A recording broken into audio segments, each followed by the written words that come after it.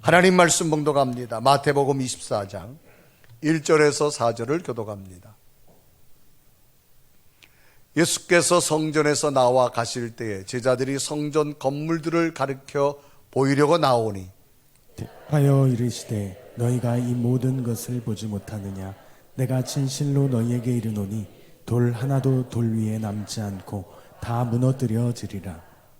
예수께서 감람산 위에 앉으셨을 때 제자들이 조용히 와서 이르되 우리에게 이르소서 어느 때에 이런 일이 있겠사오며 또 주의 임하심과 세상 끝에는 무슨 징조가 있사오리까. 예수께서 대답하여 이르시되 너희가 사람의 미혹을 받지 않도록 주의하라. 아멘. 오늘 예배 가운데 주의 은혜와 능력이 함께하기를 주님의 이름으로 축복합니다. 옆에 인사합시다. 한 주간 동안 평안하셨습니까?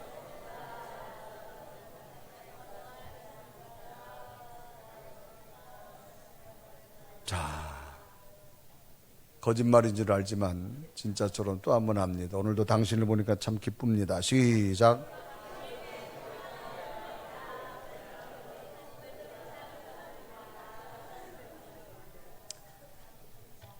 아멘. 아멘. 자, 우리가 선교 여행해서 금주는 중국에서 사역하시는 우리 선교사님 또 목사님, 중국의 한인교회 목회도 하시면서 중국의 선교 사역을 감당하고 계시는 우리 김동석 선교사님이 오셨습니다. 그래서 교단은 감리교회가 아니고 장로교회 교단인데 그곳에서 사역하고 계십니다. 오늘 저희 교회 일정으로 방문해 오셨는데 여러분 큰 은혜가 될 줄로 믿습니다. 김준 거기 앉아있으면 어떡해. 자, 중국은 사회주의입니다. 사회주의는 시주석이 등장할 때 어떻게 하는지 알죠? 자, 시주석보다도 열렬하게 저에게 오심을 환영하는 마음으로 함성과 함께 박수!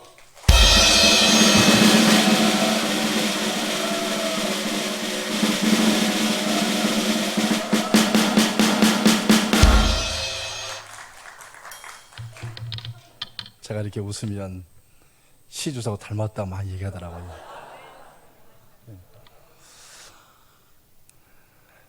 얼마 전에 몇 년 전에 하버드 대학의 한 교수가 한국에 와서 왜 한국 사람들이 이렇게 피아노 대회 또 이렇게 한일 문화가 이렇게 세계가 뛰어난가 그 연구하고 발표했어요. 의외로 그분의 연구 논문에 한국 교회라고 얘기합니다. 한국 교회 안에 성가대가 있다. 시골 교회나 도시 교회나 작은 교회나 큰 교회나 성가대가 있어서 어릴 때부터 애들이 교회에서 자연적으로 음악을 접하고 악기를 접하고 또 춤을 접하고 연극을 접하고 그래서 한국 사람이 인구와 나라의 수에 비해서 굉장히 작은데 세계적으로 뛰어난 물론 DNA가 있겠지만 오늘 우리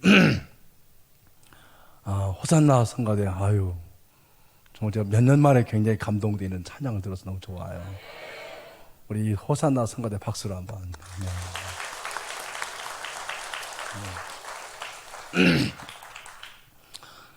저는 개인적으로 한국에서 3년 반 동안 목사 안수 받고 개척교회 목회를 했습니다. 그 3년 반 동안에 개척교회 목회가 제 평생 목회를 좌지우지하고 있습니다. 그래서 지금도 한 번씩 오면 가장 작은 교회 가서 제 아내하고 그때 초심을 잃지 않으려고 예배하고 있어요.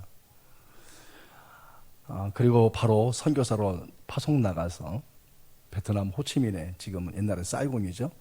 2년 사역하고 추방당하고 나서 다시 공산권을 가지 않겠다고 했는데 공산권 중국에서 23년째 지금 그래서 한국에서 목회를 3년 반 동안 하나님이 하게 하시고 해외에서 지금 5년 동안 한인 목회와 그리고 선교 사역을 하게 하셨어요.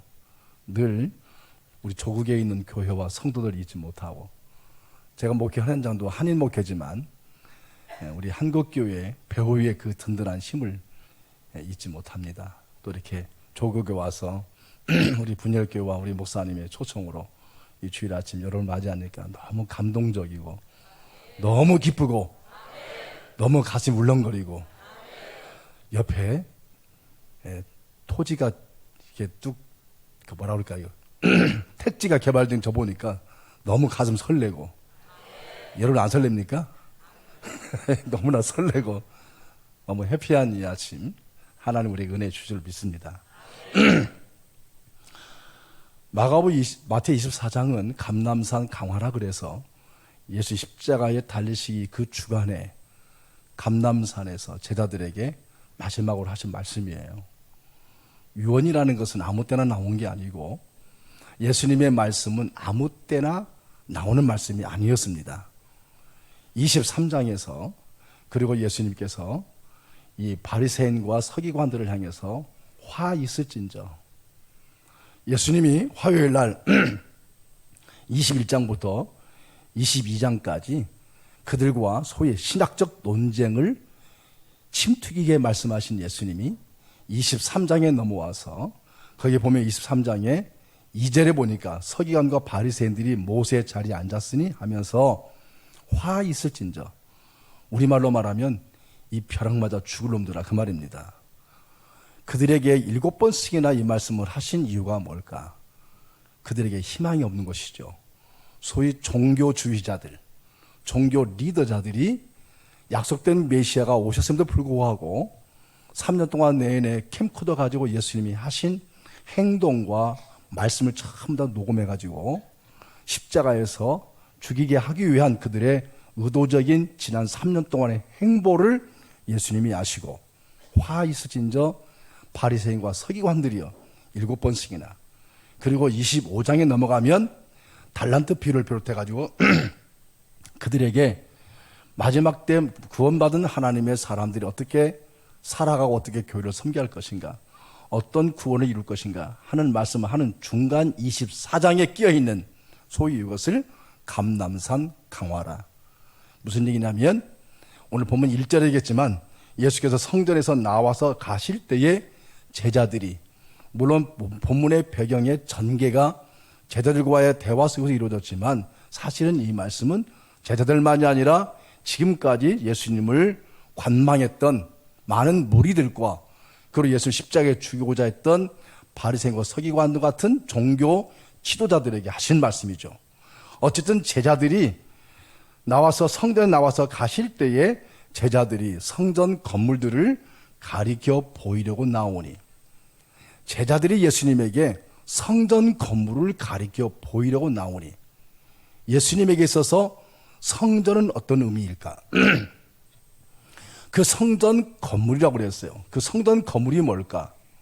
어떤 건물이기에 2절에 보니까, 2절 한번 성경 읽어볼까요? 2절 말씀 성경 본문을 찾아서 시작. 대답하여 이르시되 너희가 이 모든 것을 보지 못하니냐. 이 모든 것 그랬어요. 이 모든 것. 이 모든 것이라는 것은 성전 역사에 관한 모든 것을 말하는 것이죠. 예수님에게서 성전 건물이 어떤 의미일까? 어떤 의미가 있길래 이 성전 건물이 돌 위에 돌아 남지 않고 다 무너짐을 당하리라. 앞으로 되어질 이 성전의 역사를 예수님이 미래적으로 예언하신 것이죠. 성전 건물, 예수님의 제자조차도 예수님에게 이 성전 건물을 보이려고, 이 말의 속셈은 이 성전 건물을 좀 자랑하려고, 뭔가 좀 성전 건물을 내세우려고, 같은 유대인인데도 제자들이 마침 거기 눈에 보이는 성전 건물이 보이니까, 어떤 건물일까요? 헤롯 성전입니다. 이스라엘 백성들에게서는 성전은 굉장히 그들에게 아픈 상처가 많아요. 여러분 알다시피 우리가 구약에 보면 유대인들에게, 특히 이스라엘 사람들의 성전은 2번 역사가 있었죠. 하나는 다윗의 아들 누가? 솔로몬이 지었던 솔로몬 성전. 솔로몬 성전 얼마나 다윗이 하나님을 사랑했는지, 그 사랑의 핵심이 성전이었지만 그가 하나님의 원치 아니하심으로 짓지 못하고 아들 솔로몬이 지었지요. 그가 지은 솔로몬 성전. 제가 한 17년 전에 감리교회 유명한 강무로 목사님이 우리나라의 성막 권위자였습니다. 지금도 제가 하고 있는 걸 알고 있는데요. 저희 부부가 그 성막 세미나 참석해가지고 참 많이 은혜를 받았고 도전 받았는데, 이 솔로몬 성전에 솔로몬 성전 지었을 때 그 성전 건물에 금으로 도배했거든요. 성전 기구도 전부 다 금으로 만들었거든요. 강문호 목사님의 말씀에 의하면 그 금으로 발랐던 그 금값이, 금이 얼마였는가 성경에 10만 달란트라고 되어 있어요. 얼마요? 10만 원이 아니고 10만 달란트. 10만 달란트를 강문호 목사님이 계산하니까 우리나라 돈으로 얼마였냐면 900조였어요. 일부는 좀 놀라던데 이분은 전혀 안 놀라시네.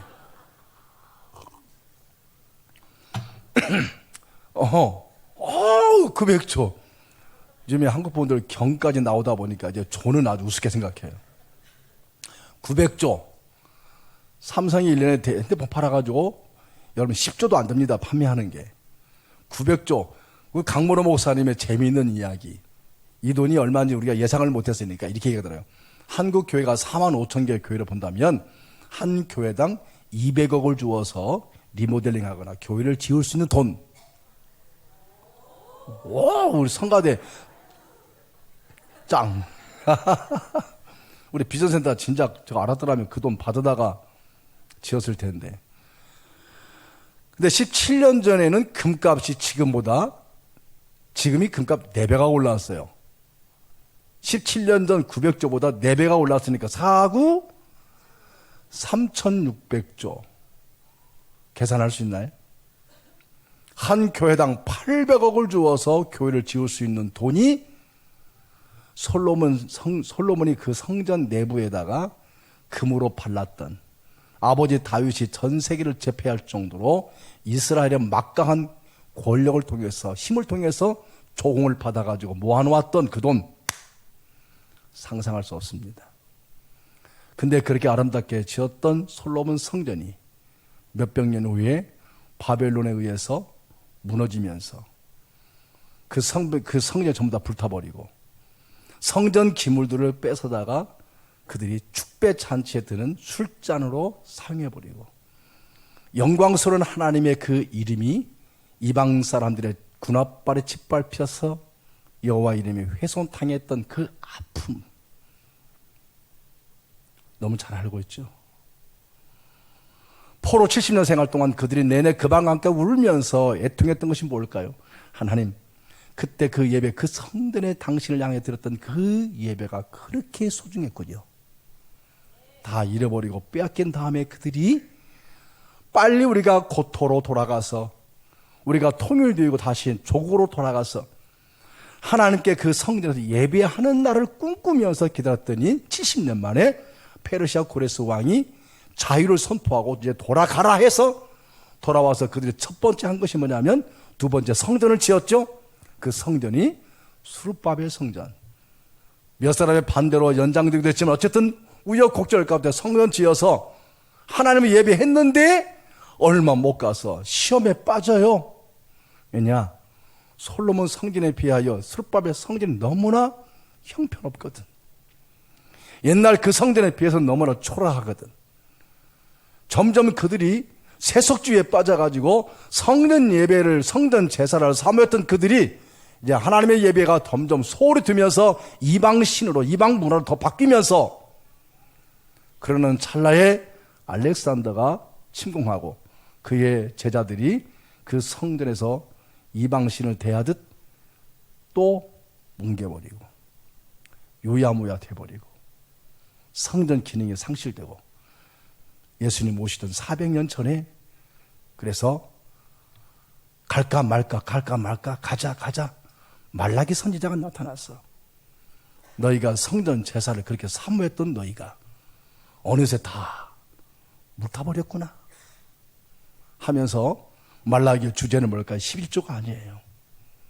그 성전 제사가 회복되지 아니한다면 너희가 어떤 재물을 가지고 내게 제사를 드려도 너희가 제사 드릴 때 짐승을 잡을 때 그 짐승이 흘리는 똥을 너희 얼굴에 바르리라. 말라기의 주제입니다. 하나님께 대한 헌신과 제사가 다 망가져 버리고 형식조차도 상실돼 버리고 그러고 난 이후에 신구약 중간 400년이 암흑시대로 흘러갑니다. 그런 가운데 유대인들은 독립운동을 쟁취하고 하지만 여전히 100년 정도 독립을 원했으나 또 로마에게 망하고 로마에게 망했을 때 그 당시에 분봉왕 헤롯이 등장해서 주전 20년 전에 자꾸 로마를 향해서 테러하는 유대인들 때문에 골치가 아프거든요.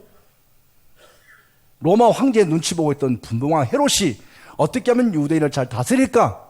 그렇지, 유대인을 연구해봐라 하니까 유대인들은 종교심이 강하다. 어떤 종교? 야훼 종교. 정치적인 민심을 수습하기 위해서 그가 종교심을 이용한 것 때문에 지었던 성전이 헤롯 성전. 그런 이두메 사람, 에돔 사람입니다.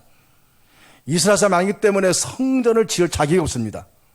그런데도 그가 성전을 정치적으로 지어서 유대인의 환심을 사고 민심을 잡고 로마 황제의 그가 인정을 받으려고 지었던 성전이 세 번째 성전, 주전 20년 전, 예수님 오시기 전 20년 전에 지었던 성전. 그리고 예수님이 30세가 되셨으니까 구약 때부터 지었던 50년 동안 지었던 성전을 예수님 눈에 보인 거예요. 그때 제자들이 성전을 가리켜 보이려고 나오니, 그리고 30년 지난 다음에 33년 지난 다음에 추후 63년도에 헤롯 성전이 완성이 됩니다.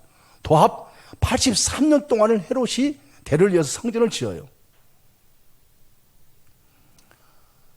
그러니까 그 중에 50년 정도 지었으니까 외곽은 다 모양이 갖춰졌겠죠. 내부 공사도 뭐 하겠지만 그때 제자들이 예수님에게 성전 건물을 보려고 나오니 예수께서 너희가 지난 역사를 모르냐? 내게 성전을 말하느냐? 이 무식한 놈들아, 그 말입니다. 여러분, 성전의 주인이 누구예요? 성전의 주인 누구예요? 예수님이시죠? 그래서 공생의 처음 시작할 때와 공생의 마지막 할 때, 처음 시작할 때 마지막 때 예수님이 이 성전에 들어가서 강도의 구렬로 만드는도다. 모든 만민이 기도하는 내 집. 비록 그것들이 정치적으로 만들었지만 그 성전 안에서 그 종교주의자들이 장사하고 이권을 가지고 서로 분할하고 형식을 가지고 그들이 내세우면서도 그들이 소위 하나님의 이름을 내세운다고 말하는 그들, 그렇게 말하는 바리새인 서기관들, 3년 동안 내내 공생 가운데 그들을 향해서 말씀하셨던 일갈하신 예수님, 너희가 성전 역사를 몰라서 내게 성전 건물을 보이느냐? 두 번째와 같이 이 세 번째 성전 건물도 돌 위에 돌아남지 않고 무너짐을 당하리라. 이 말씀을 하시고 십자가에서 구속을 이루셨지만 이것이 역사적으로 63년도에 성전이 완성되고 7년 다음에 70년도에 로마 티투스 장군에 의해서 진짜 돌 위에 돌아남지 않고 전부 다 무너짐을 당한 것은 성전 기념으로 가지고 와야 할 금이 헤롯 성전에 보이니까 그 병사들이 창과 칼을 다 내려놓고 돌멩이를 깨가지고 성전 안에 돌멩이에 있는 금을 가져가기 위해서 하다 보니까 돌멩이가 남지 않고 다 멸망당하는 예언을 예수님 미리 하셨다. 성전 건물. 교회 건물이 나쁘다는 얘기 아닙니다. 성전의 기능을 제대로 하지 못했던 진정한 성전이신 예수님 앞에서 성전 건물을 자랑했던 이 제자들, 마음이 굉장히 불편했겠죠. 3절 보니까 예수께서 감람산 위에 앉으실 때에 제자들이 조용히 와서 1절 말씀과는 분위기가 다르겠죠. 감람산과 성전과는 그 골짜기 하나 두고 바로 보이는데 거기 앉았을 때 제자들이 조용히 와서 여짜옵되 선생님이여 어느 때에 이런 일이 있사옵겠 어느 때에 이런 일이? 성전 무너진다. 성전이 무너진다는 것은 종말의 때가 다 되다는 겁니다. 하나님의 심판 때가 뭔가 있다는 얘기입니다. 그때 나타날 징조라는 말, 싼이라는 말이에요. 우리는 어떤 일도 갑자기 우발적으로 발생하는 일이 없습니다. 질병도 마찬가지고요. 자연재해도 마찬가지요. 사건, 사고도 마찬가지고요. 우리가 감지할 수 없지만 징조가 있습니다. 징조가 있을 때에 그것을 대처하고 준비하는 사람이 지혜로운 사람이죠. 아멘? 어떤 징조가 있사오리까? 그 징조, 이 징조라는 말을 했기 때문에 예수님이 그 징조에, 말세에 나타날 징조에 대해서 긴 24장 전체에 관하여 말세에 나타날 징조, 그날이 오기 전에 어떠한 일이 있겠는가 하는 것을 쭉 얘기하세요. 크게 세 가지인데요, 제가 안 읽었어요. 첫째로는 24절 말씀이죠. 한번 읽어보겠습니다. 화면을 보고 24절 말씀에 24절 보면 그 이 천국 복음이, 자, 화면이 늦게 나오니까 징조가 하지 않았으니까 성경을 꺼내놓고 시작. 이 천국 복음이 모든 민족에게 증언되기 위하여. 여러분 성경 있으시죠?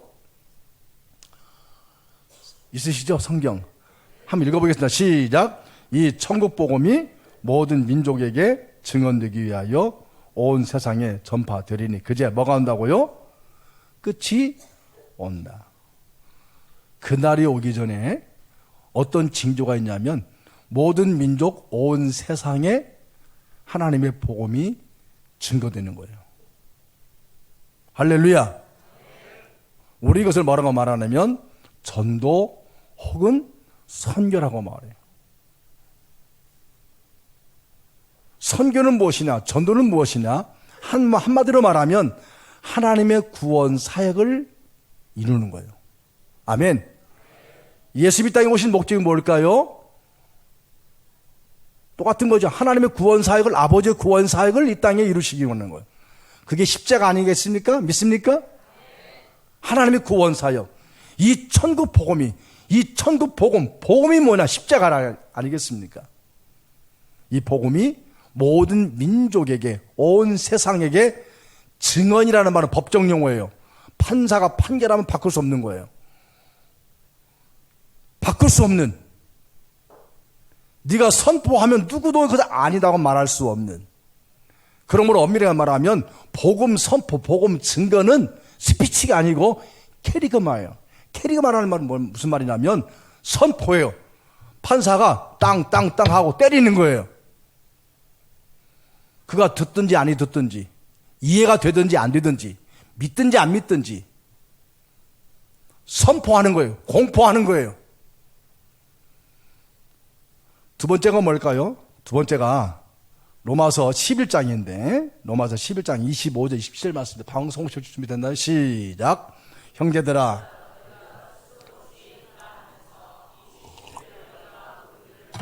이 신비라고 그래서 계속해서 이 신비는 이방인의 충만한 수가 들어오기까지 그리하여 온 이스라엘이 무엇을 받으리라? 그날이 올 때 마지막 두 번째 징조가 뭐냐면 사인이 유대인의 회복이에요. 뭐라고요? 유대인의 회복. 유대인들이 예수 그리스도 앞으로 오는 거예요.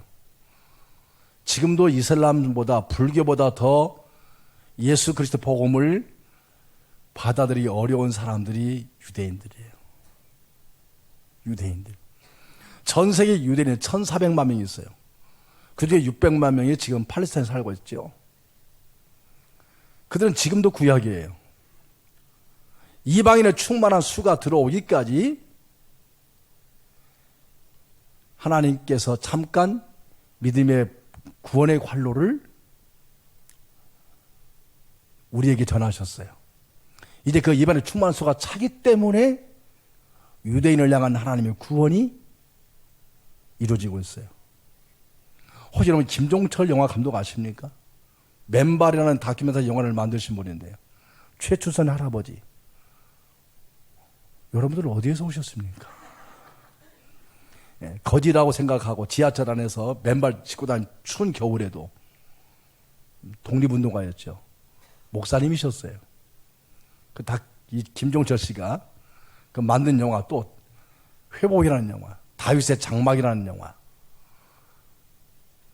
지금 유대인들이 과거에는 안 믿어서 예수를 어떤 선교사 어떤 나라가 전해도 예수 안 믿어요. 그러다 보니까 하나님이 직접 전도하세요. 하나님이 직접. 바울도 유대인이었어요. 자기가 이방인의 사도로 지금까지 살았지만 마지막에 자기 한 가지 염원이 있다면, 소원이 있다면 차라리 내 이름이 생명책에서 지워지고 그 자리에 우리 같은 동족인 유대인들이 예수 그리스도 앞으로 돌아오기를 그토록 바랬던 거예요. 로마서 11장에서 전체적으로 구원에 관한 도리를 쭉 설명하면서 이 구원에 관한 도리가 이방인을 위한만 아니라 우리 유대인들에게도, 유대인 중에 유대인이요, 바리새인 중에 바리새인, 자기가 예수를 만나니 이것이 복음이었고 이것이 생명이었는데 이걸 모르고 사는 우리 동족 유대인들이 그렇게 기도합니다. 하나님 직접 전도하시니까요, 주부가 주방에서 설거지하다가 주님 만나요. 유대인이 운전하다가 주님 만나요. 일을 하다가 주님 만나요. 그렇게 전 세계 지금 메시아닉주 유대인에서 기독교로 돌아온 사람이 30만 명이에요. 좀 요원하겠죠? 이방인의 충만한 수가 차서 이제 유대인에게 흘러간 복음이 돌아오고 있다. 세 번째가 요한계시록이거든요. 20장에 보면 요한계시록 20장 보면 7절로 10절 말씀에 시작. 천년이 참에 사탄이 거기에서 놓여 나와서, 천년의 때가 다가오니까 감독이나 장로이나 별 차이가 없어요. 마지막 천년, 하나님이 이 땅을 향한 약속된 시간이 천년, 종말의 때가 참에 그 옥에서 사탄이 나와서 사탄의 마지막 발악입니다. 종말의 때 마지막 발악, 주님이 땅에 재림하기 전 발악인데, 사탄이 나와서 땅에 시작, 땅에 사방 백성 곧 곡과 마곡을 미혹하고 또 무엇을 붙이리니? 강한 군대가 서로 싸움을 붙여서 그 수가 바다의 모래 같으냐. 얼마나 많은 사탄의 배후 세력들이 그 지면에 널리 퍼져서 누구를 향해서 두 단계가 있죠. 두 개가 있어. 하나는 성도들의 못과 진과 사랑하시는 못과 성을 두루매. 나중에는 그들 전부 다 영원히 꺼진 불못에 던지점을 당하지만 이 사탄이 마지막 때에 성도들의 진지, 성도들의 공동체, 교회와 사랑하는 성, 구원받은 백성들을 어떻게 서로 대적하고 싸우게 만들고 핍박하고 환란하고. 세 번째는 뭐냐면, 그날이 올 때 징조가 뭐냐면 주님의 공동체인 교회와 구원받은 성도들을 향한 핍박이 난무하다는 것이죠. 그 마지막 때. 그래서 아까 제가 4절 읽었지만 예수께 대답하여 이르시되 너희가 사람의 미혹을 받지 않도록 주의하라. 많은 사람이 내 이름을 하면서 종말의 때에 거짓 선지자들이, 거짓 증거자들이 혹세무민하는 시대에 진리가 아닌 것들을 진리라고 말하고, 그리고 권력을 가진 자들이 권력 가지고 믿는 자를 핍박하고 교회를 혼돈하게 하고, 이런 일들이 얼마나 많은가. 제가 1부 때 말씀드렸지만 지금 이 시대에요, 대한민국은 특별한 나라입니다. 대한민국은 특별한 나라입니다. 자유와 부요함과 그리고 꿈을 이루기에 충분한 나라입니다. 비행기 타고 1시간만 날아가 보세요. 지금 여러분이 이렇게 아름답게 믿음 생활하고 있는 믿음 예배를 자유롭게 할 수 없는 나라들이 부지기수입니다. 서두에 말씀드렸지만 저는 하루 3년 반 목회하고 25년 동안을 해외 선교, 또 공산권에서 목회하고 있어요. 상상할 수 없을 만큼. 제가 광주에 가가지고 가던 해에 중국에서 제일 유명한 가정교회 목회자, 지하교회 목회자 목사님을 제가 인터뷰를 했어요. 그분이 한 3년 전에 돌아가셨는데 중국 가정교회 대부입니다. 임사무엘 목사님이라고. 중국 문명으로는 임헌고 목사님인데, 그 목사님이 1959년도에 문화혁명이 일어나서 1949년도가 공산혁명되고 59년도에 모택동의 부인 강청을 중심으로 해서 홍위병들이 문화혁명을 일으켜서 수백만 명을 죽였죠. 그때 이 목사님이 감옥 가셨어요. 감옥 가기 전에 교회 성도가 몇 명인 줄 아세요? 2명이었어요. 그리고 감옥살이 몇 년에 하면 20년의 감옥살이였어요. 감옥 끝나고 석방되고 나오는데 공안이 3가지를 질문해요. 질문이 아니고 그 약속을 하라고 그래요. 근데 그 중에 하나를 제가 잊어버렸어요. 근데 녹음 못 해가지고 제가 하나를 잊어버렸는데, 하나는 뭐냐면 절대 우리 중화 인민공화국을 비판하지 말라. 정부를 비판하지 말라. 2번째는 자네가 나가서 설교할 때에 절대 부활과 재림에 관해 설교하지 말라. 공안도 압니다. 무엇을? 복음이 뭔지를 알아요. 귀신이 예수님을 정확하게 귀신같이 알아맞히듯이 높은 데 계신 하늘의 하나님 예수 그리스도여라고 귀신이 고백하죠. 정확히 합니다. 복음이 뭔지를. 부활과 재림에 관하여 설교하지 말라. 여러분 20년 동안 감옥살이 한 사람이 죽을 고생하겠어요? 고민하겠어요? 어째서 나왔어요. 나와가지고 보니까 여러분 20년 만에 나와보니까 교회 2명 성도가 다 흩어졌겠어요? 남았겠어요? 모르겠죠? 다 질문할게요. 남았겠어요? 남았겠어요? 100% 남았어요. 2명의 성도가 20년 동안 자기 교회를 지킨 거예요. 여러분 이것이 중국교회입니다. 이게 중국교회예요. 그 2명으로 출발한 그 따마잠 교회가 제가 97년도에 인터뷰했을 때 3,000명이었어요. 10년에 다시 가서 인터뷰했는데 4,000명이었어요. 할렐루야. 그 목사님이 소선하시고 지금은 그 교회가 한 300명, 400명으로 줄어들었어요. 왜? 시 황제 주석의 핍박 때문에. 그럼 중국 교회가 지금 다 사멸됐나요? 지금 중국 교회가 굉장히 힘들거든요. 중국 현지인들 목회자들. 제가 이루 말할 수 없어요. 제가 목사님한테 지난 주간에 주부에 낼 때 저를 광저우라고 내지 마시고 중국을 하지 마십시오. 그냥 제 이름만 내십시오. 그런데 씨고 그랬어요. 왜냐하면 서울에 있는 주한 중국 대사관에 영사 한 명이 있는데 그 영사 한 명의 역할이 뭐냐면 한국의 유명한 교회들, 큰 교회들, 우리 목사님같이 이렇게 방송 굉장히 유명한 분들, 그런 교회 인터넷으로 전부 다 주보를 검색을 해요. 중국에서 온 선교사들이 어디 가서 무슨 설교하는가. 어제 목사님 그러시더라고요. 지난 주간에 캐나다 큰빛교회에 이면수 목사 인터뷰했다고.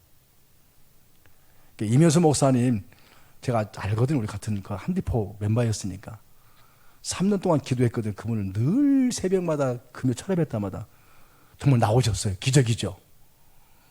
근데 그 목사님이 왜 거기서 북한에 갇혔는가? 제가 유튜브 보니까 기가 막혀요. 임 목사님이 어느 교회 가가지고 한 번 딱 북한 체제를 비판했어요. 그걸 북한에서 어떻게 동영상을 뽑았는지 북한 그 정책 재판 하더라니까. 그 재판 동영상을 가지고 당신은 우리 김일성 주석을, 태양 같은 주석을 신성 모독죄로. 그래서 예수님이 바리새인과 서기관들에게 그렇게 집요하게 십자가에 내어 주기까지의 그 고소한 이유가 뭐냐면 신성 모독죄예요. 신성 모독죄. 네가 하나님이라고? 네가 하나님의 아들이라고? 네가 메시아라고? 신성 모독죄가요. 그렇게 무서운 거예요. 그 정도로 여러분 정보와 첩보에 혈안이 되어 있어요. 다 녹음되고요. 말할 수 없습니다. 그런데도 지금 그렇게 중국교회 어려움을 당하는데도 중국교회 목회자들은 뭐라고 말하냐면 우리 중국 교회사에서 이런 적이 이렇게 핍박이 없는 적이 있었나요? 이런 환난과 핍박이 없었던 적이 있었나요? 1949년도 공산혁명 됐을 때에 중국의 기독교인이 40만, 50만 명이었어요. 모택동 중국에 공산화되면서 문화혁명이 일으키면서 서구에 있는 선교사들이 이제 중국교회는 다 사라졌다. 다 쪼그라들었다. 그렇게 말했는데요. 30년 만에 개혁개방되고 나서 중국교회를 열어보니까 놀라지 마세요. 중국교회가, 중국 정부에서 인정한 교회가 제가 97년도에 중국 들어갈 때 지상교회 3자교회가 2천만 명이었어요. 가정교회는요, 그보다 5배가 더 많습니다. 지금 세계 선교사협회에서 대략 중국 기독교인 성도 수가 약 1억 2천, 1억 3천만 합니다. 49년도에 공산혁명 냈을 때에 40만, 50만에 불과했고 문역을 거치면서 중국이 말할 수 없는 핍박과 환란, 목회자들, 지금도 중국의 많은 목회자들이요, 어디로 잡혀갔는데 행방불명의 목회자 얼마나 많은지 몰라요. 한 달 전에도 제가 그 형제하고 붙들고 울면서 서로. 그런데요, 환란과 핍박 중에 있다고 교회가 소멸됩니까? 중국인 목회자들과 성도들은요, 우리 중국 교회사에서 환란과 핍박이 없었던 때가 있었더냐? 저희 공동체는 2014년 11월 15일을 평생 잊지 못합니다. 왜냐하면 저희가 18년 정도 교회가 유지했을 때에 한 번도 그런 일이 없었는데 중국 공안이 종교국 직원, 종교국 사람들하고 30명이 카메라를 들고 우리 교회를 급습을 했어요. 그래가지고 30명 와가지고 저를 조유하는 거예요. 거기 예배당에서. 세 가지를 묻습니다. 첫째는 뭐냐? 이 안에 우리 인민들이 있느냐 없느냐? 아무도 없습니다. 한국 사람하고 결혼한 다문화 가정은 한 40가정 있습니다. 그거 괜찮다. 매우 웬티. 괜찮다. 두 번째, 자네는 정통 목사냐 이단이냐고 물어봐요. 저한테. 할렐루야. 중국은요, 이단 박멸하는 정부가 앞장섭니다. 이단 박멸하는데 이만희 씨가 북경에 왔다가 쫓겨났어요. 평생 못 돌아옵니다. 정명석이 대련에 숨어있다가 쫓겨났습니다. 중국 정부는 정통과 이단을 구별합니다. 그래서 우리는 늘 중국에서 목회하는 우리들은요, 선교하는 우리들은요, 첫째는 위로는 하나님의 은혜로, 땅에서는 공안의 은혜로 우리는 목회하고 사역한다고 그러거든요. 근데 대한민국 정부 보세요. 종교 편향이라는 문제 때문에 이단이 더 날듭니다. 과거에 우리 한국교회가 예수천당 불신지옥 전도하니까, 야 이놈들아, 너네만 천당 가고 뭐 우리 보고 지옥 가라고? 이런 무리한 놈 막 그랬잖아요. 그러니까 우리가 그런가 뭔가? 전도 안 해요. 이제 전도 안 합니다. 한국교회가 전도 안 해요. 우리는 그냥 폼나 예수 믿는 거예요, 그냥. 근데 그 자리에 누가 들어갔느냐? 지금 보니까 이만일, 신천지를 비롯한 많은 이단들이 우리가 섰던 그 자리에서 가짜 진리 가지고 진짜처럼 전도하고 있어요, 지금. 그게 우리 한국의 상황입니다. 나는 정통 목사다 그러니까, 그러냐? 세 번째, 야, 너네 여기 도대체 얼마나 모이냐? 제가 몰랐습니까? 우리 모이는지. 여기에 우리가 어른들만 600명 모인다. 놀라는 거예요. 우리가 한 사람 앉는 의자 있잖아요, 의자를 330석 우리가 예배당 공간이고, 콘서트하기 참 좋은 한 2억 정도 투자해가지고 리모델링 했거든요. 애들까지 한 1000명 출석하는 교회인데, 그렇게 많이 모이냐? 아니, 몰랐냐고. 우리가 이제 여기 지금 이사 온 지가 2002년 이사 왔는데, 몰랐다는 거예요. 몰랐다니까, 왜 몰랐냐고 물어보면 직무유기가 되니까, 물어보지 못하고, 그렇습니까? 우리가 조용조용히 했습니다. 오늘부로 교회 폐쇄. 그래가지고 그날 폐쇄 당하고 나서 제가 마지막 고별 설교였어요. 성도 여러분, 우리 한국교회가 전 세계에서 가장 자유롭고 여러분들이 그렇게 신앙생활하다가 광주에 중국에 오니까 모든 게 더럽고 무섭고 십자가도 안 보이고 교회 주보도 좀 그렇고 뭐 교회가 이러냐고 십자가 세워지지 않은 교회 건물도 없는 교회 그렇게 얘기했던 여러분들 우리가 중국에 와가지고 있는 동안에 여러분이 예배하고 하나님을 찬양하고 이 땅에서 최선을 다해 복음을 전하는 이 공동체가 세워진 것이 얼마나 하나님의 은혜이냐고 건물을 자랑하지 말고 규모를 자랑하지 말고 하나님 우리가 허락하신 그 범주 안에서 복음 증거의 사명을 끝까지 하고 우리 장로님이 기도하셨지만 다음 세대를 세우는데 우리가 희망을 가지 않냐고 그렇게 했는데 원치 않게 중국 정부 종교국에서 오늘부로 예배를 폐쇄합니다. 지난 18년 동안 여러분과 함께해서 행복했습니다. 너무 감사했습니다. 여러분 때문에 즐거웠습니다. 마지막으로 예배드리고 갑자기 발생하니까 성도들도 무슨 연고인 줄 모르고 다 저도 울고 성도 울고 마지막 예배 마지막 고별 예배 광주에 작은 교회가 여럿이 있으니 그 교회 가서 주제 끝날 때까지 예배 드리고 한국교회 가시면 선교 현장이 이렇구나 진짜 우리가 몰랐던 공산권에서 신앙생활 이거구나 라고 생각하고 남은 생에 하나님의 받은 구원을 이루기 위해서 최선을 다하십시오. 그렇게 내가 고별 설교했거든요.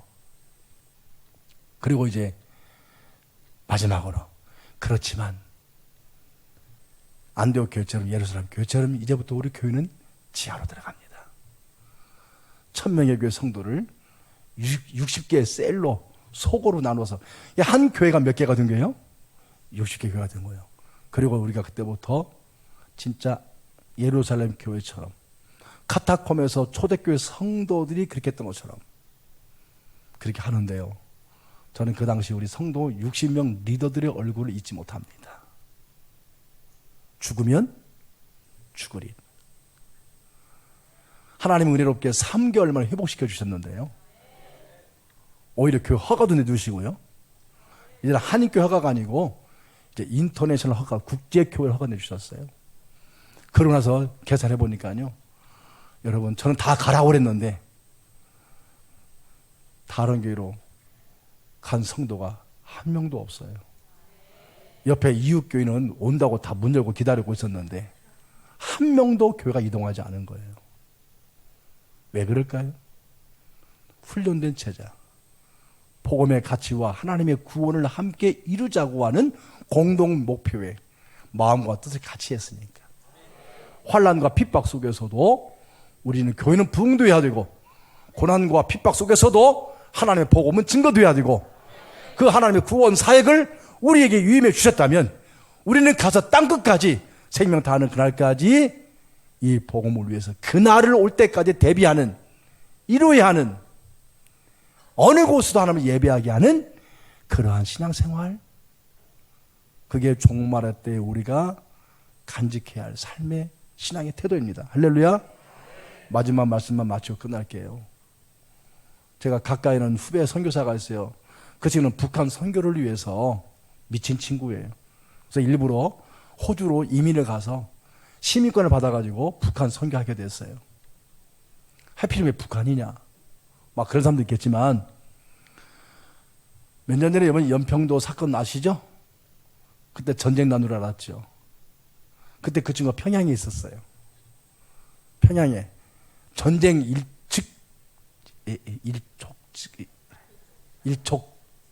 일촉즉발 뭐 말이 어렵네요. 전쟁 바로 직전까지. 그리고 그때 그 친구가 우리 교회 와가지고 청년부 수련회 할 때 내가 물어서요. 김성교사 전쟁 위기 고조에서 괜찮았어요? 좀 뭐 그렇지만 한국보다야 훨씬 괜찮은 안정적이었다고. 그래? 근데 궁금하다. 평양에 거기에 선교사가 살고 있나? 당신은 비거주로 호주하고 왔다 갔다 하며 선교하지만 평양에 선교사가 살고 있나? 아, 있지요. 그럼 거기서 그들이 뭐해? 평양에서 복음 전도도 안 되고 기독교 학교도 안 되는데 그들 그냥 살아요. 에? 그냥 살아? 아니, 그 자유도 없고 왜 거기서 그냥 살아? 아니, 왜 살아? 외국 학교도 없는데 애들 외국 보내지도 않고 자기 집에서 홈스쿨 하는데 그냥 살아. 외국 선교사가 평양에 그냥 살아. 그 선교사들은요, 평양에 사는 게 선교예요. 저는 그대로 제가 선교의 개념을 바꿨어요. 여러분, 제 이야기를 정치적 입장에서 생각하지 말기를 부탁드립니다. 선교가 뭐냐? 선교는 그냥 사는 거예요. 가서 사는 거예요. 이해가 안 되십니까? 소돔과 고모라에 죄인이 많아서 멸망당했나요? 아니죠. 의인이 없어 멸망을 당했어요. 에덴 동산 타락한 이후에 우리 인간의 사회는 한시도 죄인이 없었던 때가 없었어요. 하나님은 죄인을 찾는 게 아니고 의인을 찾습니다. 죄인이 의인이 되게 하는 것이 하나님의 구원사역이죠. 평양이 뭐냐? 하나님이 그 땅을 사랑하신다면, 그 땅을 심판하지 않고 진노하지 아니하시고 그 땅을 평화로 주신다면, 누구 때문에? 김정은 때문이 아니고 그 땅에 예배하는 자가 있으므로 그 땅을 하나님이 긍휼히 여기신다고 하는 거예요. 선교는 뭐냐? 하나님을 예배하는 거예요. 선교는 뭐냐? 그 원주민 사람들이 창조주 하나님을 알고 예수 그리스도의 구원 사역을 믿음으로 고백하고 거기서 구원적인 삶을 살아가는 거예요. 이게 선교예요. 저는 그때 선교의 개념을 바꿨어요. 가서 뭐 돕는다? 저도 선교사고 많이 하고 있지만, 선교는 그 땅에 하나님을 예배하는 자가 있게 하는 거. 천국 복음이 증거됨으로 모든 민족과 세상이 하나님을 예배하는 것. 유대인들이 율법만 알고 복음을 몰랐기 때문에 복음을 통해서 참된 예배자로 서게 하는 것. 마지막 때 하나님의 성도들과 견고한 성도의 진들이 핍박을 당하지만 이 땅에 생명 다하는 그날까지 하나님을 예배하게 하는 것. 그날에 오기 전까지 이 땅에 우리가 유일하게 해야 할 교회와 성도와의 사명이 있다면 그곳이 아버지의 마음을 알아서 아버지의 마음을 향하여 드리는 예배자가 있게 하는 것. 할렐루야. 예배자가 되고 예배자가 있게 하는 것. 이것이 오늘날 교회와 구원받은 우리 성도가 존재할 최고의 가치입니다.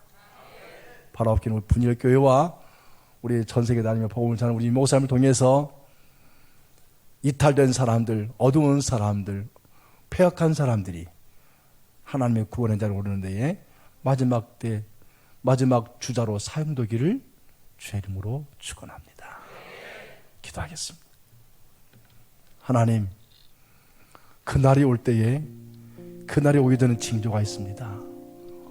온 세상과 모든 민족에게 천국 복음이 증거되는 것, 그리고 하나님 먼저 하나님의 말씀을 맡았던 유대인들이 회심하고 돌아오게 하는 것, 성도의 진구와 그리고 성도들의 거할 성을 회파하는 악한 영들이 있는데 환난과 핍박 가운데서도 우리가 믿음을 지켜내는 것, 자유로운 대한민국에서 우리가 지금 살고 있는 이 은혜로운 삶이 우리의 것만 되지 않도록 우리의 눈과 마음을 열어서 전 세상을 보게 하여 주십시오. 우리 분일교와 우리 목사님이 마지막 시대 마지막 주자 마지막 등불로 존귀하게 사용되도록 저들의 심령 속에 뜨거운 성령의 바람을 일으켜 주십시오. 성령의 불로 태워 주십시오. 우리 육은 한계가 있으나 성령은 영원하십니다. 우리는 본질상 폐주하지만 영원한 성령께서는 우리를 승리케 하십니다. 놀라운 영광을 이 제단을 통해서 받아 주시옵소서. 예수 그리스도 이름으로 기도하옵나이다. 아버지, 당신의 마음이 있는 곳에 나의 마음이 있기를 원해요. 아버지, 당신의 눈물이 고인 곳에 나의 눈물이 고이길 원해요.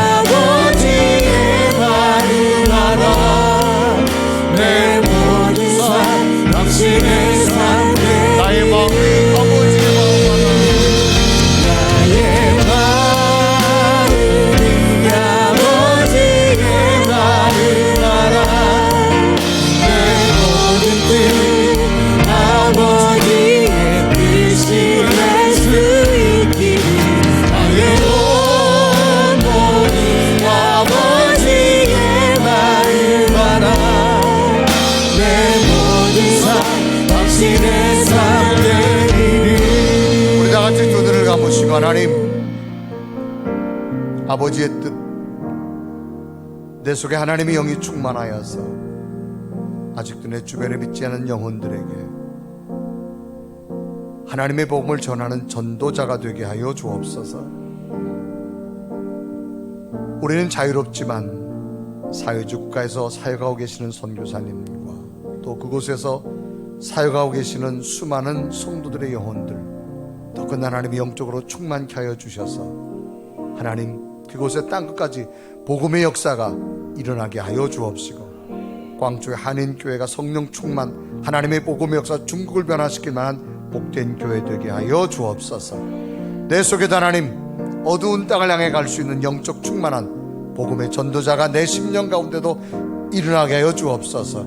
우리 간절한 모습으로 고백하며 기도드립니다. 살아계신 하나님, 나의 마음이 아버지의 마음 알아.